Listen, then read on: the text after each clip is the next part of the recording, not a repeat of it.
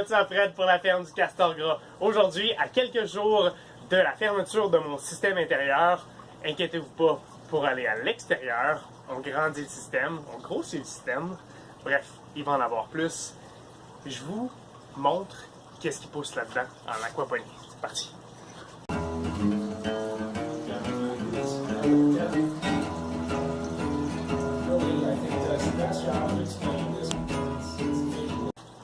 Alors c'est parti, on regarde qu'est-ce qu'il y a là-dedans.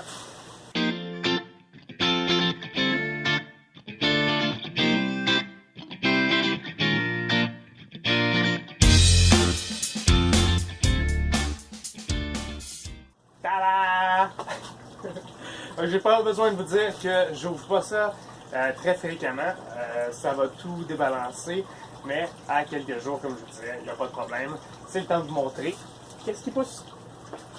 Et alors, je vous ai déjà montré dans des vidéos précédentes comment est-ce que j'ai fabriqué mon système. Maintenant, c'est le temps de parler un peu de résultats. Ce système-ci, c'est pour moi un système expérimental. Donc, c'est pas un système final, c'est pas un système qui est parfait. Je tiens à le mentionner avant de commencer. Je vous apporte faire une visite guidée. Premièrement, je vais vous parler de mon contrôle de température pour maintenir l'espace. Donc, j'ai bâti une serre, vous l'avez déjà vu.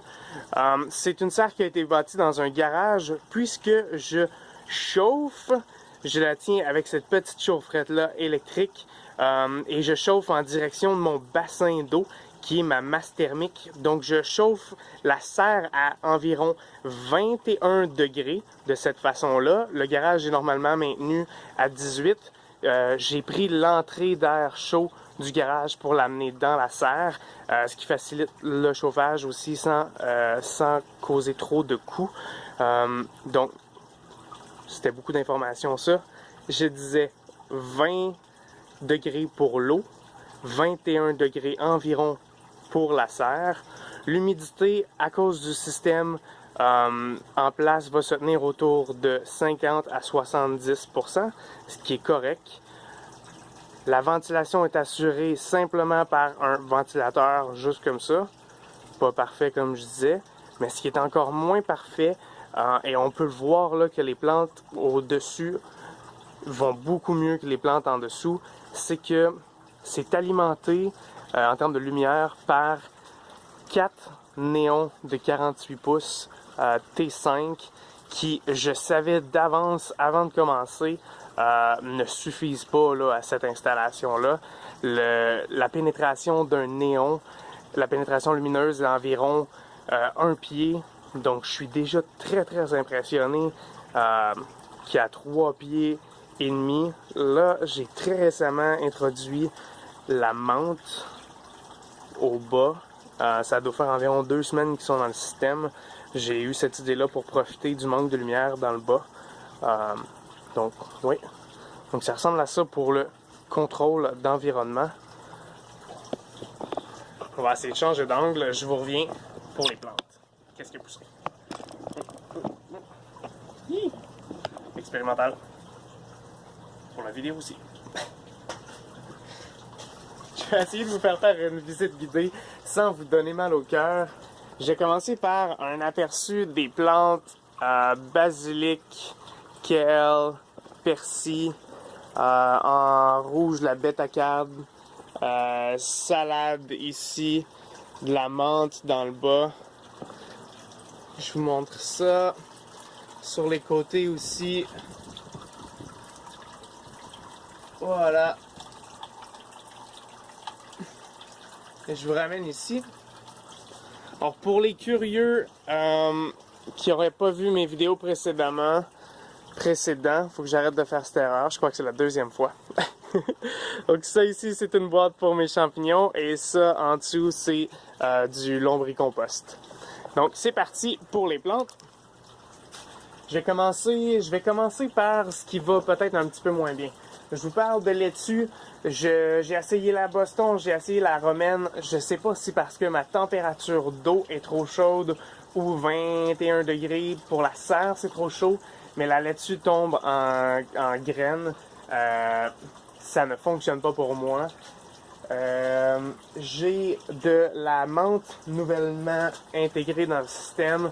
Ça va très très bien. C'est littéralement de la mauvaise herbe. C'est une plante d'eau, donc c'est sûr qu'en aquaponie, ça fonctionne bien. J'ai le persil juste ici. J'avais pas tellement d'espoir pour le persil. Au final, ça s'avère être plutôt bien. C'est juste que ça a pris du temps à partir, mais maintenant que c'est intégré, ça se passe magnifiquement bien. Je montre le basilic. Moi, le basilic, c'est mon coup de cœur.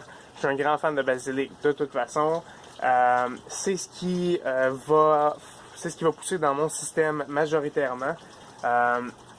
J'ai même pas besoin de décrire, ça va super bien. Et en plus, celui-là est pas entretenu. J'ai manqué un petit peu de temps. Mon système a malheureusement manqué d'amour. J'essaie de vous emmener juste ici. La bête à carde, j'ai eu beaucoup de difficultés avec dans les deux types de tours. Ça semble juste pas vouloir pousser. Je pense que c'est encore une fois une question de température et même que celle-là, dans les tours, dans ce type de tour-là, c'est un -1. La plante a cassé, elle a tourné, ça fait des dégâts d'eau. Malheureusement, je croyais que ça allait être un bon, mais la bête à carbe, ça fonctionne pas ici. Et puis, je finis par le monstre. Je sais pas comment c'est arrivé, j'avais vraiment aucune attente. Le kale, ce kale-ci, il est monstrueux. Je l'ai déjà récolté à quelques reprises. J'arrive même pas à démontrer quelle grandeur il a dans le système. Il doit faire un pied carré. C'est pratique parce qu'il excède pas non plus, dans le sens où il va pas trop loin. J'ai l'impression que si j'avais juste plus de luminosité à l'extérieur, je pourrais en planter quelques-uns. Puis ça serait efficace. Par contre, là, comme vous avez vu, ça a complètement bloqué la lumière pour ce qu'il y avait en dessous. Donc c'était un peu moins bon avec mes néons.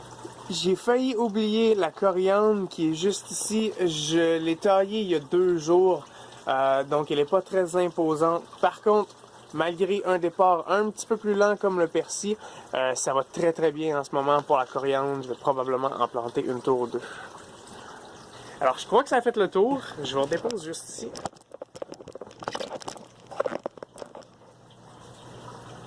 Merci énormément d'avoir été là aujourd'hui. Vous pouvez partager, s'il vous plaît. C'est gratuit et ça va m'aider à atteindre le plus de monde possible pour que on sache que l'aquaponie et l'aquaponie à la verticale, ça fonctionne. Vous pouvez me suivre sur Facebook, Instagram, YouTube. On se revoit à la prochaine fois. Ciao, bye!